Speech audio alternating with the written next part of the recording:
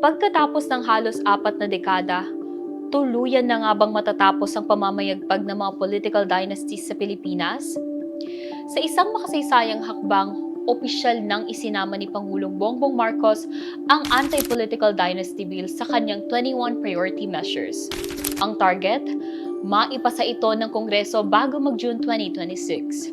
Ayon sa Malacanang, layunin nito na ibalik ang tiwala ng publiko, labanan ng korupsyon, at bigyan ng pantay na pagkakataon ang lahat ng Pilipino na makapaglingkod. Ito ay para matugunan ang matagal nang nakasaad sa ating 1987 Constitution na hanggang ngayon ay walang batas na nagpapatupad.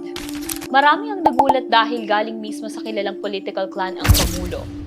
Pero ang liit ng palasyo, nag-iba na ang political landscape at bahagi ito ng seryosong reforma sa ilalim ng bagong Pilipinas. Tama naman ang Pangulo. Ang kapangyarihan ng pagboto ay nasa kamay ng taumbayan. Pero dahil dito may mga naaabuso, nais ng Pangulo na ipabatid sa taumbayan na kayo ay may choice. Choice na naaayon sa merito, hindi lamang dahil pare-pareho ng apelido. Ang malaking tanong, papasa kaya ito sa Kongreso kung saan marami sa mga nakaupo ay galing din sa political dynasties? Kayo, anong tingin nyo?